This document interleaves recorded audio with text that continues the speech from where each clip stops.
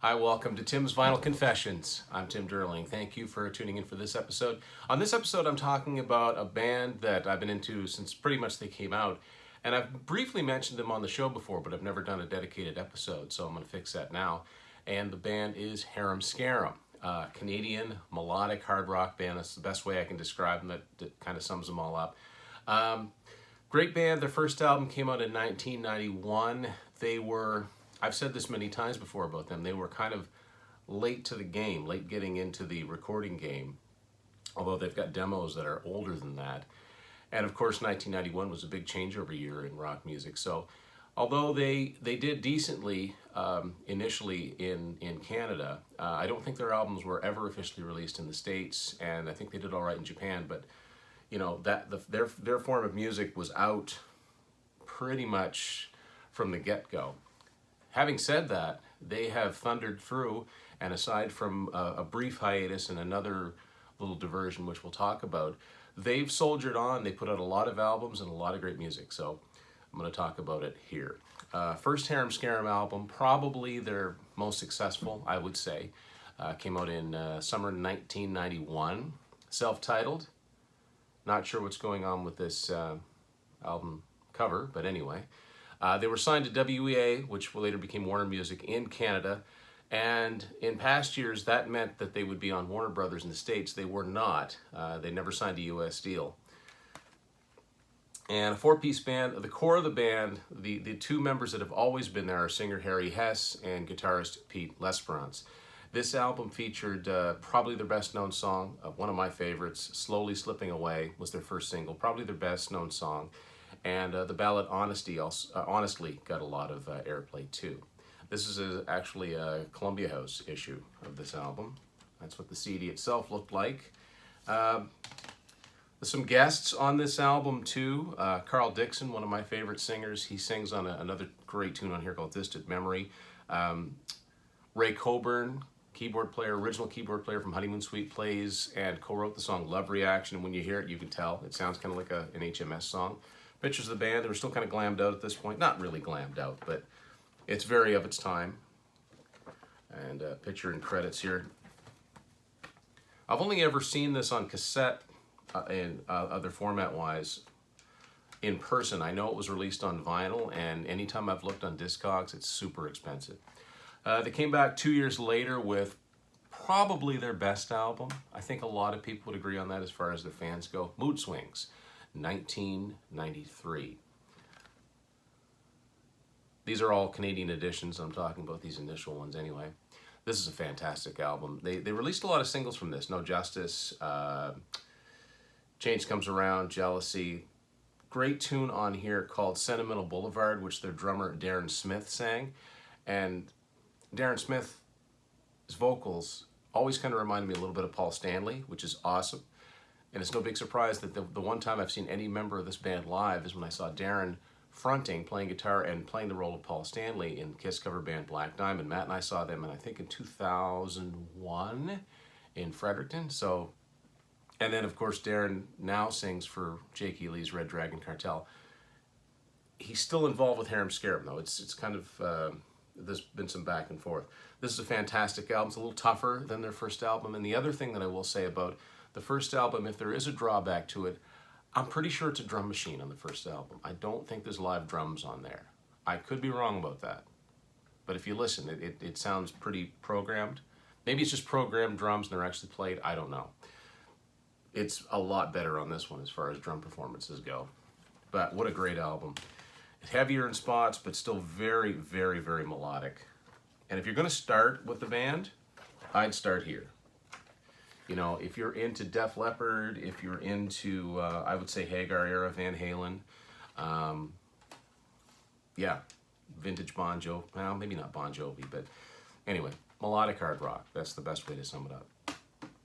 They've got a lot of EPs, a lot of singles, a lot of compilations, live albums. I don't have all of those. I do have a few.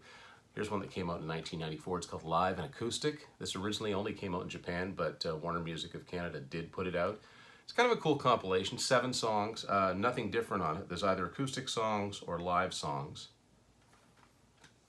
So as you can see, initially it's made to kind of still look like a Japanese import.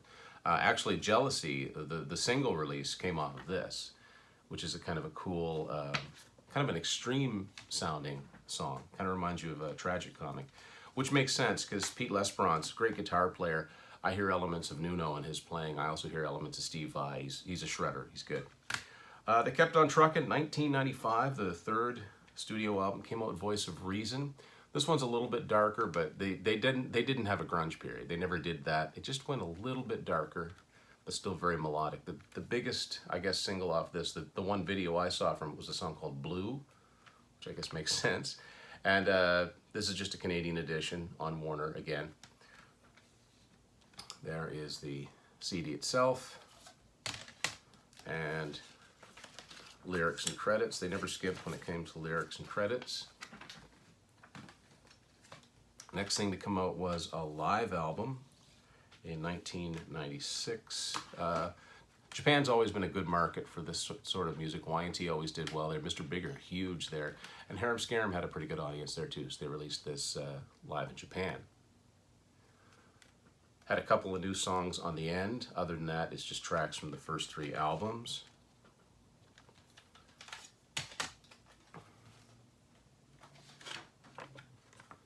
Just photos and credits there. Next thing to come out was 1997, Karma Cleansing. I think in some markets this album was released under the title Believe, which is one of the songs on here. So I think it's the same album, but I'm not 100% sure.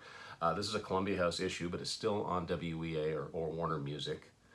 They all got short hair at this point. The song titles look a little bit different if you were to just read the lyrics, which is actually what I did first before I had a chance to listen to it. I was reading the credits and I thought, oh no, they've got all dark and grungy. Musically, it really doesn't sound like that. It still sounds like Harem Scarem. Great tune on here called Die Off Hard, and an acoustic ballad called Rain, which could have been a hit in other periods. It's got kind of all this sort of Middle Eastern or Eastern imagery on here. They all got short hair at this point, you know, just trying to... These guys were, man, going against the grain in a huge way, and I admire them for, you know, for kicking, just doing what they do. The next one to come out, and their final one for WE, or for Warner Brothers, or Warner Music, I keep saying WEA, that's what it used to be in Canada. 1998 Big Bang Theory. This is a Columbia House issue 2. And, you know, about the same as the previous album, you know, a little more serious lyrically, but still, you know, melodic and still sounding good.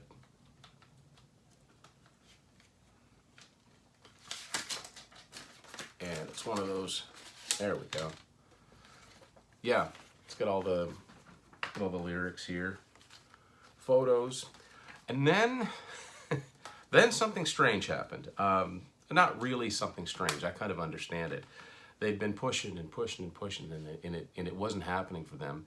And I remember probably fall of 1999. I was watching Much Music with sound off, just flipping the channels, and I saw what appeared to be Harry Hess and Pete Lesperance on Much Music. And I thought, well, that's odd because they're not. They haven't been on Much since their first couple of albums. And so I turned the volume up.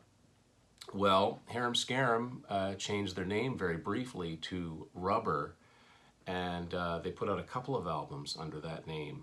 I guess in Japan they never changed their name, but and I saw a video for a song called Sunshine, which was very pop, and not even pop hard rock. It was just very, very pop. Definitely designed to fit in with the times, and I didn't think much of it, but I understood why they were doing it. So that was kind of a weird diversion. You know, it was the same band, but they were trying this different thing. And that name actually lasted longer than the change in sound. I don't have all of their albums. I'm missing the Rubber one. I think it was either self-titled, and I think there's another one called Ultrafeel, 2000, 2001. I could be mixed up on that. But in 2002, this is an album that I do have called Weight of the World. Now, if you get this in other territories, it says Harem Scarem. So this is a Harem Scarem album. This is the Canadian edition, and it's on Bullseye Records. And as you can see here down at the bottom in the copyright, it says Harem Scarem. So it's like a Harem Scarem album in disguise, but it's the band, and they're getting back to that melodic sound. Even the layout looks like the previous few albums. They put one out in 2003 called Higher, which I don't actually have. Great tune on there called Weighted. And when I heard that, I knew they were back. That's vintage Harem Scarem. Got to get that one. Like I said, missing some, but wanted to get them on an episode. Next thing I have to show you is an album that came out in 2005. By now they're on Frontiers Records, which is the melodic rock label these days. And the ironic thing, and the guys have even said this in interviews, like they've got Canadian fans that's saying, I know these guys, they live around the corner from me, some of them do. And I can't get their albums in Canada. It's just, you know, the music scene. This is called Overload. And this actually, that's a slipcase, which is kind of cool. That's the CD itself. And they've always self-produced. It's always been Harry and Pete that's produced their albums, and they've always gotten a great sound out of it. They know what they're doing for sure. Very, pretty extensive liner notes still. So the next thing to come out came out in 2006, Human Nature. This copy I've got here doesn't really say where it's from, but it's on Vespa Music. And it's another good album, another good solid rock album. Give Love, Get Love, great tune on this one. That's the CD itself. And just lyrics and credits, kind of minimal on this one. Then they released another album called Hope, which I do not have, and that came out in 2008, I believe. And then they went on hiatus for a few years. But I have something that came out in 2011 that's kind of interesting. A company called Wounded Bird Records sprung up in the early 2000s, and they were a reissue label. My copy of the first Vandenberg CD is on Wounded Bird. They started reissuing a lot of material from particularly Atlantic artists, Warner Brothers artists, CBS artists. They reissued Kim Mitchell's first EP very briefly, which I ended up paying a pretty good amount of money for. But a lot of Harem Scarem stuff, and a lot of this stuff was never released officially in the States before until it came up. So this is kind of an interesting, it's called the EP collection. It's got a copyright date of 2011 on it. And these are all EPs of singles, probably that came out in Japan, that came off of Karma Cleansing and Big Bang Theory. So it's Die Off Hard, Rain, New Religion, Turn Around, So Blind, and What I Do. And it's all these EPs in one place. It's 18 songs altogether, a lot of multiple versions of same songs. There's some live tracks on here. And that's what the actual EPs looked like. It's pretty cool. I don't really have anything else that's comparable to this. So it's kind of a neat thing. I've never ever seen a Canadian version of this, even though it's credited to Warner Music Canada, because that's where they had to license all this music from. So then they got back together and put out, I think, a really, really good comeback album in 2014 called 13. It's their 13th album. I didn't do the math. They must be counting some compilations and things here. This is another one on Frontiers Records, and this is classic Harem Scarem. To me, this picks up where Mood Swings left off. So I was kind of a lapsed fan in that I couldn't find their albums, and I wasn't thinking to search for their albums. But if you're going to start back into Harem Scarem, this is a good place to start. There's some great stuff on here. Darren's back with them at this point, at least on backing vocals, and you can hear his backing vocals with Harry. Good stuff. Midnight Hour, or the Midnight Hours is really good. All I Need, Garden of Eden, the whole thing is good. The whole thing is just a really, really solid, good album. I like it a lot. And, you know, it's kind of like hearing from old friends when you hear this.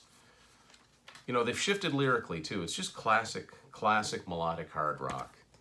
Really, really good stuff. I was happy to pick this one up. But the next thing that came out from Harem Scarem was another live album. They've got quite a few, and this is one of the only ones that I have, and I don't have it on CD. I have it on Blu-ray. It's called Live at the Phoenix. This came out in 2015. It's on Frontiers, and a good selection of their songs throughout the years.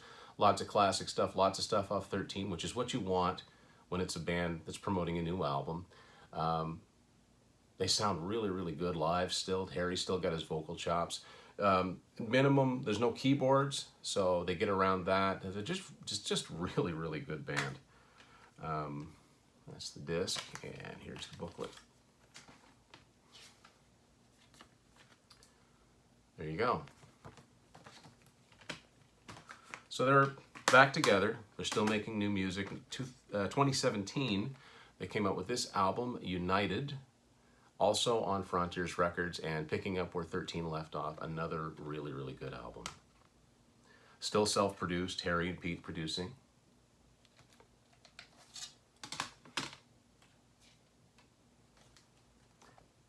They've always kind of had a similar feel to the layout of their, and I don't know if the guys do it themselves or not. And the last thing I'm going to show you, I did an earlier review episode on it this year, because it just came out in March. Latest Harem Scarem album, Changed the World. I'm not going to go into too much detail about it because I dedicated an entire episode to it, but very, very good.